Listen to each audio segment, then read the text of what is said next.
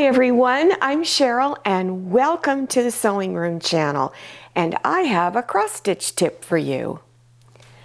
Buying cross-stitch kits are really cool. They're fun and all that, but they can get to be very expensive. So I'm going to show you some of the tools I use to create my own designs, which helps to cut down on the cost of purchasing cross-stitch kits. So let's look at this one. This is a cookie cutter of a cat. This is another cookie cutter for a flower. And these are gift tags in the shape of butterflies. So what I like to do is trace around these and then fill it in using cross stitch. I have templates that I use that are made by June Taylor, and I've purchased mine from Joann Fabrics and Crafts, but you can also get them on Amazon.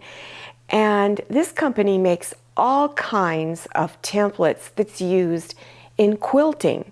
So let's look at some of them. Here's a heart, flower, and a circle. And each package comes with about 5 different sizes from large to really small. And I like using these because they have lines going down the center and some of them going the opposite way, and it helps me align it up on my Aida cloth. These letter and number templates I purchased maybe 6 years ago. I'd never seen them in a store, but I'm assuming you can go on Amazon or even to the company website. These are made by Fiskars, F-I-S-K-A-R-S, and they're known for making rotary cutting tools, cutting mats, all kinds of scissors. So I thought these are really nice to trace around to put letters on cross-stitch projects. So here's what some of the letters look like when you trace around them. So all you need to do is, once you've traced it, and I'll show you how to get it onto your Aida cloth, you just fill it in with whatever color of floss that you would like to use. And if you wanted to make the letters look really bold, you could use 1 strand of embroidery floss and then do a back stitch around the edges of your cross stitches to really bring out the letter even more. So these flowers, I used the June Taylor templates. So I used about a medium-sized flower here with a really small circle in the middle. So you could fill this in with whatever color or colors you wanted to use and then fill in the center. This one, I used the larger flower, put a smaller one inside, and then a circle. So you could fill it in with maybe a darker color, a little bit lighter color, and then whatever you wanted in the center. Now, if you really wanted to get fancy, for your flower, of course, you could do 2 different size flowers, maybe build a really large circular center, fill it in with your cross stitches, and then put little French knots all over to give it some more depth. Now on this flower, fill in the center with your cross stitches, and then using a single strand of embroidery floss, do back stitches to make a little kind of like checkered look across here, and this again adds more interest to the flower. On the hearts, here's some suggestion on what you could do with them.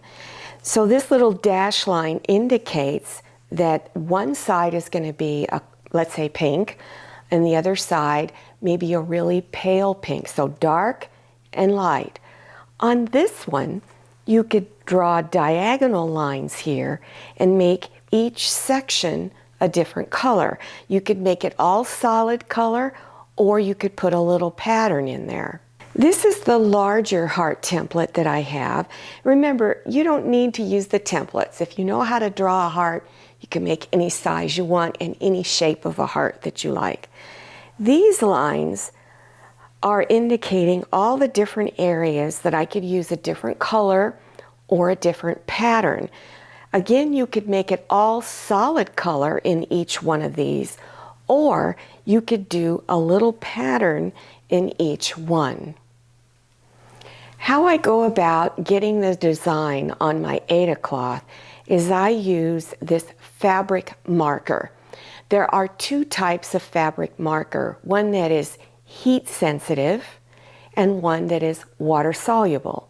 So if you use the heat sensitive and you've made a mistake and you want it to go away, you just put a hot iron on it and it disappears. If you're using the water soluble one, which is what this is, all you need to do is put some water on it and those lines will disappear. Now, if you do the opposite, if you use the water soluble and you don't wash those lines out and they still show, and you put an iron on it, it's permanent. And just the opposite with the heat sensitive one. So you got to make sure you use the right combination to keep it there or to make it go away. Now when I traced the little butterfly, I kind of screwed it up a little bit, so I want to show you that all you need to do is either go to the sink and rinse it with some water or use a spray bottle and you will begin to see it disappearing. Now here is that heart that I showed you that has 9 different areas in it. So some of them I did a solid, and then others I did little patterns that I just sort of made up. Remember, there's no rules. You can do anything you want. Then I added fabric around it. I put fabric on opposite sides here and here, stitched it on. This is denim fabric. And then at the top and the bottom, I added fabric on, stitched it on, and then I cut fabric that was the same size of the front and stitched it on. Now, if you do not have any sewing experience and you want to learn how to make things like this, I have a link that will be listed in the description section. All you need to do is just scroll down, click on Show More or the down arrow, and you will see, I think it's called a 10-minute zipper pouch. And you can learn how to put zippers and do a simple stitch to make a pouch any size that you like. And on this one, because it's got a heart, I put a heart keychain on it. And this makes a nice gift. So think about something like this for Mother's Day. I have a friend, her name is Sue, and she comes and visits me every now and then. And when she comes, she loves coming in my sewing room because she's really into it as much as I am. And I'll give her old fabric. She's happy to take it. And she always shares with me some of the little projects that her sewing group makes. So here, this is a little Velcro tab, and you just open it up, and you can store your cross-stitch needles in all of these little different areas.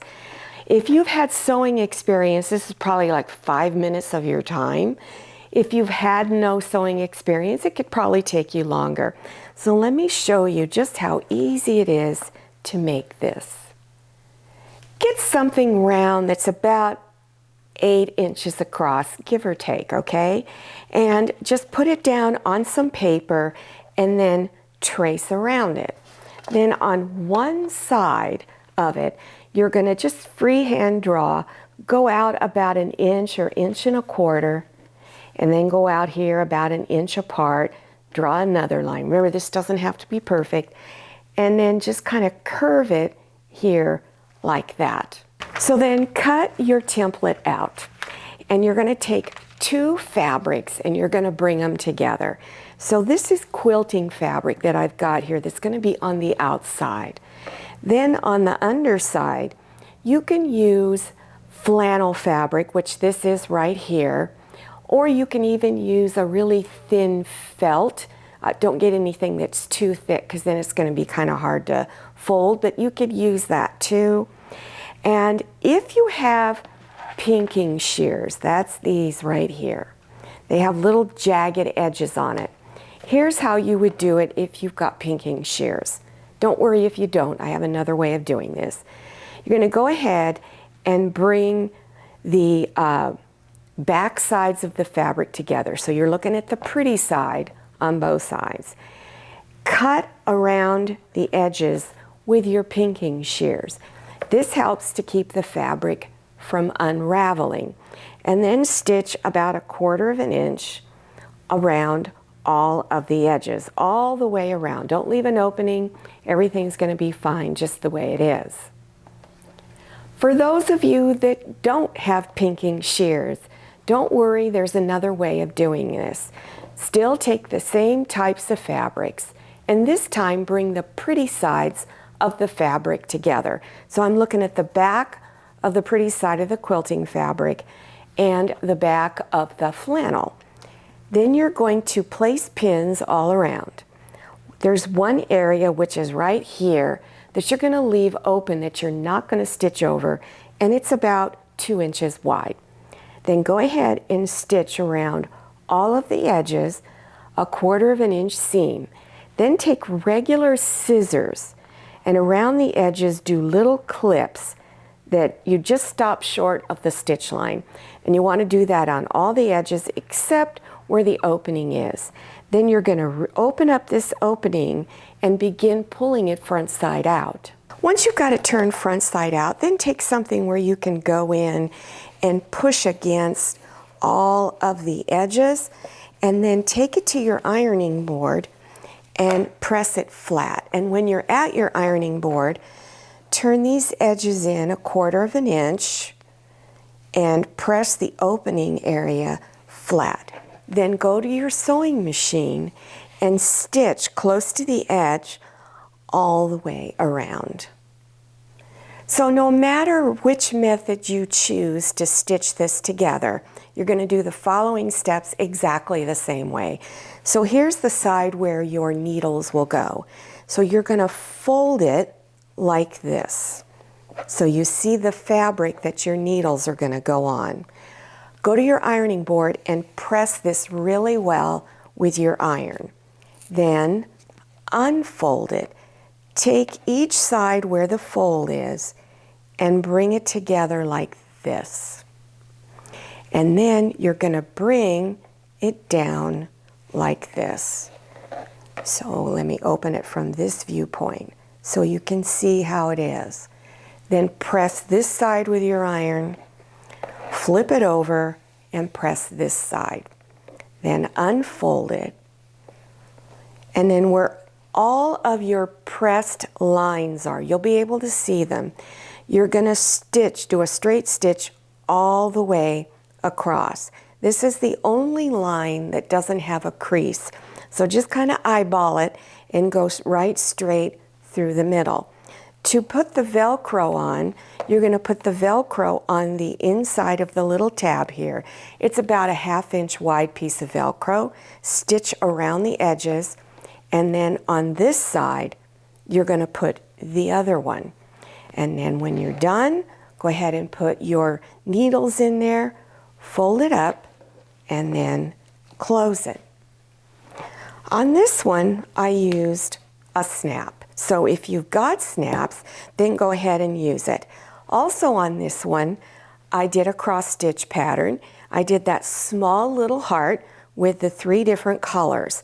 I used 2 strands of embroidery floss to make the needle, and this little needle pattern is pretty easy. For those of you who already have experience, it's pretty easy to figure it out. To get this on, I cut a circle pattern to get it out. Then I stitched it on the outside fabric before I cut all of this up. Stitched it on using a zigzag stitch. I widened my zigzag stitch and tightened up the link. And so this is what it looks like. So this makes a nice little gift for someone. Well, I hope you enjoyed this cross stitch tip, and you try to start drawing some of your own designs. You can save a lot of money. For those of you who don't have any sewing experience at all and you would like to learn how to sew, in the description section I have several links that you can click on to teach you how to make a zipper pouch, and I have several tutorials on how to make a basic pot holder. And that's a great way to get started if you don't know how to sew. I'll also have a link to all of my cross-stitch tips, which I think many of you will find really helpful. Now, don't forget to follow me on Instagram and check out my Facebook page. Thank you so much for watching. I'll see you next time, and happy sewing. If you like the Sewing Room channel, one of the best ways to show your support is to subscribe by clicking on that red subscribe button and give this video a thumbs up. And don't forget to click on share to share this video with your friends. And make sure you click on the bell so you receive notifications for all my new videos. I'm Cheryl, this is Manny, and this is Scotty. See you next time.